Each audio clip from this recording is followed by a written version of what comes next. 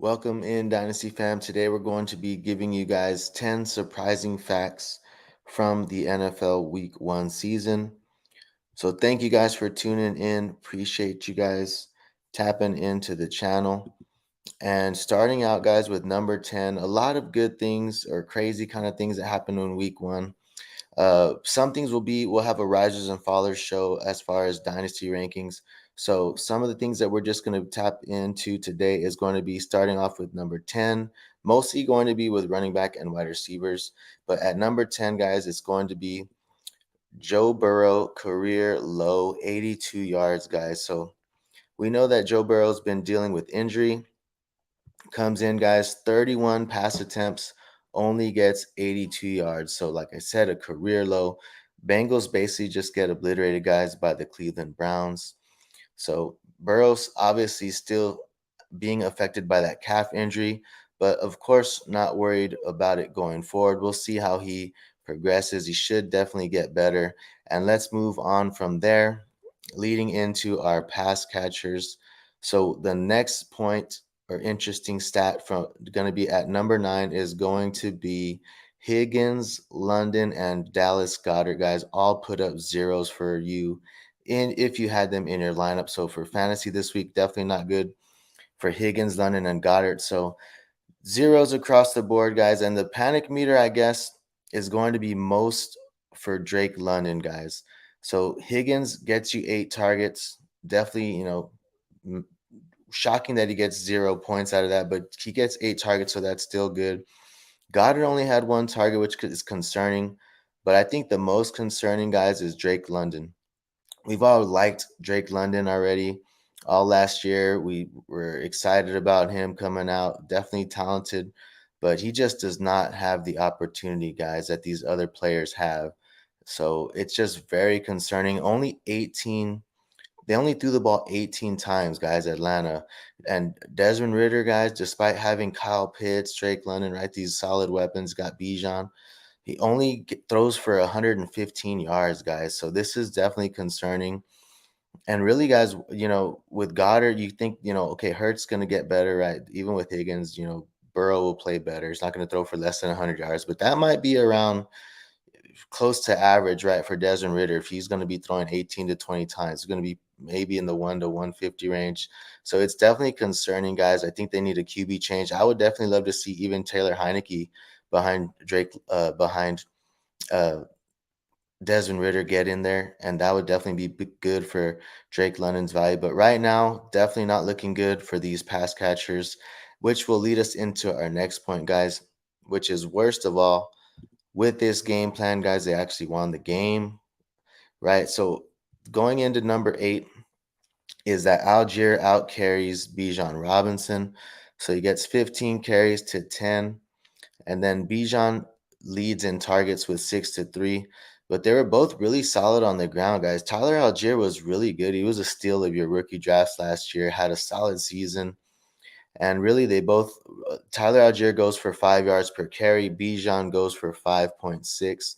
Tyler Algier gets the touchdowns, I think he might have had 2 touchdowns, but Tyler Algier gets the RB4 for the week, and Bijan Robinson is the RB7 in fantasy points this week. So obviously Bijan the more explosive, but with Tyler Algier just kind of hanging in there with that efficiency, I think he's going to stay involved, guys. But I think that the carries will still sway to Bijan's way, but maybe you're seeing Bijan maybe get the 15 and Algier gets the 10, but still Algier seems like he's earning his time on the field, and they like him, right? They're still putting him out there. So, and coming in at number 7, we're going back to the wide receiver talking about Jakobi Meyers, guys, out targets Davante Adams in week 1. So this was definitely surprising, guys. Davante Adams still has a pretty good game. He gets 9 targets, 6 for 66. Davante Adams was one of our fades, guys, one of our top 5 fades if you want to check out that video from about maybe early August. But you have right here, Jakobi Meyers goes 9 for 81, man, 2 touchdowns. He's the wide receiver 3 on the week. So this was definitely shocking to me, guys. 29 fantasy points for Jakobi Meyers. he runs a little bit less routes than Adams, and he still puts up these great numbers. I mean, just a few less, like 5 routes less, but still good nonetheless. Earns a couple more targets, gets more yards, right? So he's more efficient with it. But the thing is, guys, is he's banged up at the end of the game, right? Takes a big shot, possibly going to be in the concussion protocol still for week 1, for week 2, but only 51% rostered on sleeper, guys. I think if you're the Cup owner or Christian Watson owner, you can take a shot at Jakobi Meyers in hopes that maybe he clears protocol this weekend. If not, maybe for week 3, he'll be back in your lineup, but definitely something to monitor. And going into number 6, guys, speaking of Cooper Kupp, you got the guy right behind him. Puca Nacua gets 15 targets, guys, in week 1. So this was crazy, man. He goes for 119 yards, 10 receptions for 119 yards. So something that's also interesting, guys, I think, is that his yards, right, his total yards, 119, Tutu Atwell matched that with 7 less targets. So Tutu Atwell only gets 8 targets, but he gets that 119 yards also. So I think that's also another interesting fact. So Puka's probably going to be he had some buzz going in, right? Rookie drafts, and after he's someone that's kind of a sleeper that a lot of people have kind of liked, and right as that kind of Robert Woods role. But he comes in, he looks great this week on week 1. Still early, guys. We'll see if it continues or if it's just a flash in the pan, but definitely going to have that opportunity as long as Cooper Kupp is out of the lineup, which we know it will be for the first 4 weeks. But if you put, and Puka's going to be high, I think, priority on a lot of people's waiver wire. But if you put in a bid for Puka, you might as well take a shot on Atwell as well if you miss out. Like I said, if he gets, goes 7 less targets, gets the same amount of yards. So Atwell had a great solid night as well. So you miss out on Puka, take a shot on 2-2. Get on that 2-2 train. So coming in at number 5, guys, I spelled it wrong, but Kenrick Bourne, wide receiver 1 out of New England. So pretty much he leads the Patriots in snap share and routes run, guys. So we were worried about, coming in, that we did a video recently about just Juju. There's talking about possibly his knee not being right yet. And it sure seems like they're treating it that way, guys. So Juju, guys, only runs 27 routes. So he ties rookie Demario Davis in routes run. They both only run 27 routes. And Kayshon Boutte runs more routes than both of them as well. So he was basically the wide receiver 2 as far as routes run for Kayshon Boutte, that is. But I think that's shocking, guys, at only 27 routes. He matches Demario Douglas. They both get 7 targets, though, guys. Demario Douglas and Juju both get 7 targets. Kenrick Bourne also, mainly was the main dog in that as far as the yards and all that and receptions, right? I think he had 11 targets for Kenrick Bourne, had a good night. And right now, though, let me see. I think Kenrick Bourne, he was like a top 5 or something in as a receiver. I forgot to write that down. Yeah, he was a wide receiver 4, guys. Kenrick Bourne, 6 for 64. So out of the 11 targets, not too efficient, 6 for 64, but he gets 2 touchdowns. Wide receiver 4 on the week. But I think right now, if you're looking at it, guys, if Juju may be a buy low, guys, depending on his knee. Out of 27 snaps or routes run, he earns 7 targets, and that's pretty darn good. So depending if his snap share, if he continues to get healthier and healthier, and that snap share increases, guys, maybe something to keep an eye out on. But Juju may look to be a buy low for me pretty soon. Mac Jones was amazing as well, guys. We have to say, just throw that in there.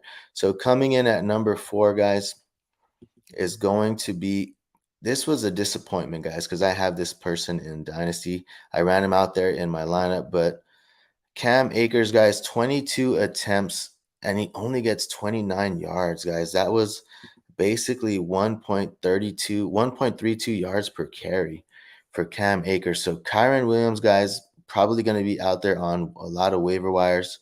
He might even be out there in some dynasty leagues, guys. So Kyren Williams is looking like the back to own right now for the Los Angeles Rams, guys. If you can't do, and excuse me, Akers, if you can't do anything, guys, in 22 attempts, you simply aren't going to get it done, guys. You have 22 rushing attempts to show something, show a flash of something, make a little, some little burst of something, right? Show a glimpse or a sign of you got some juice. and he just can't get it done, guys. 29 yards out of 22 carries. But Kyren goes 15 for 52 yards. Still not that great, but better than Akers, guys, on the night. And then he converts at the goal line, guys, 2 times, making him the RB9 on the week. So we know Akers was on their trade block last season, and he's had his share of negativity with the Rams, guys, and McVay, and he's definitely off to a bad start right now. So right now, looking like Kyren Williams is the back to own.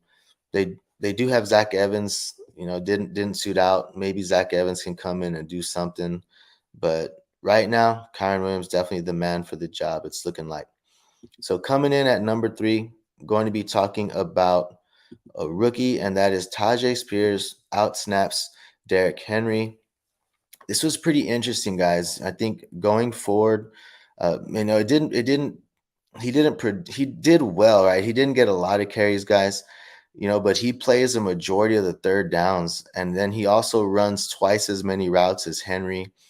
So he goes 3 carries for 27 yards. He gets 9 yards per carry, and that's pretty much on par, right? Preseason, he had that game too where he had like 8 point something yards per carry with some big runs. So I think Tyjae Spears, man, I think he's going to get some more work in that backfield as the season progresses. So we have Tannehill, guys, has also struggled, right? And it looks like it's going to be that way already. He goes 16 for 34.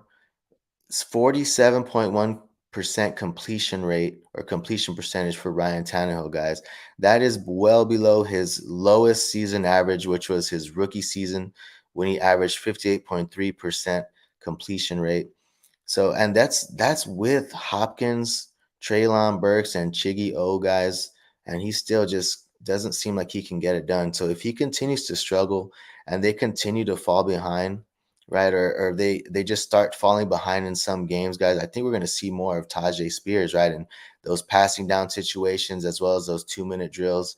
I think we're going to see Tyjae Spears earning some more snaps, even, or really some more opportunity, right? Because he got the snaps, but it didn't really translate to carries or passing receptions, but I think it will in the near future. So something to definitely keep an eye out. Also, if Tannehill continues to struggle, guys, super flex leagues, dynasty leagues, right? Definitely, I think Malik Willis is like around 40% rostered. If he's on your waiver wire, I think looking at this outing from Ryan Tannehill, I think Malik Willis is definitely worth the speculative ad right now.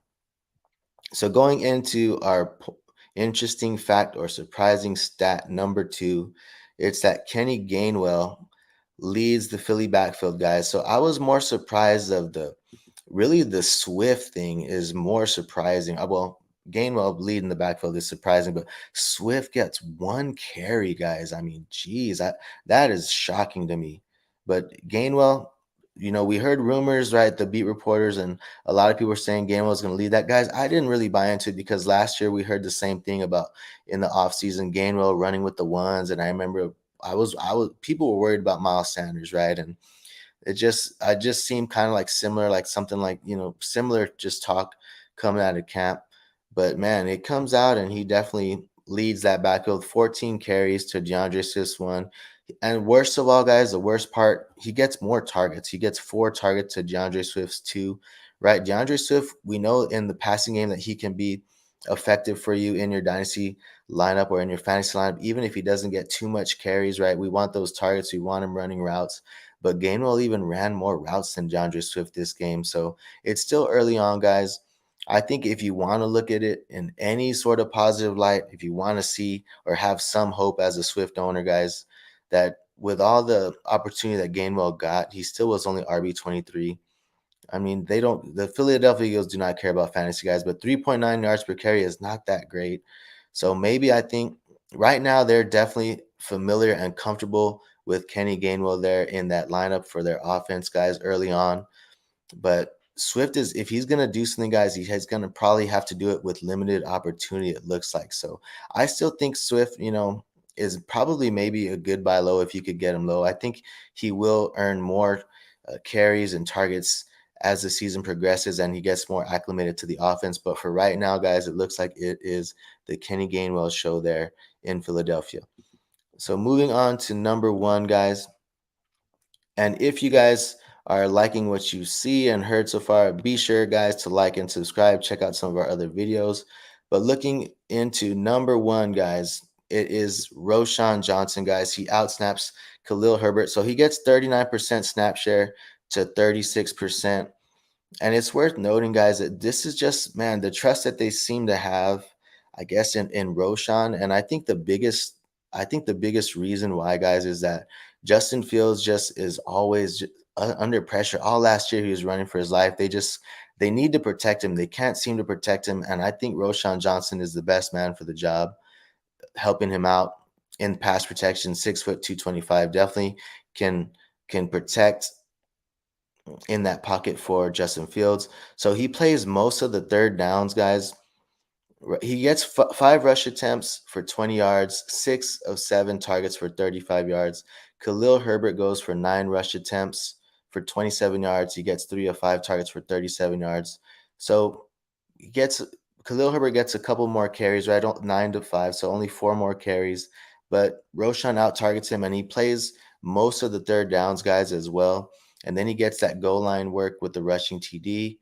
So right now, guys, I think it's very impressive for a rookie in his debut to lead the backfield. And like I said, they are desperate for pass protection and pass protectors on that offense. So I think Roschon is the best man for the job. So that is all I have for you guys. Thank you guys for tuning in. If you enjoy the channel, be sure to like and subscribe and check out some of our other videos.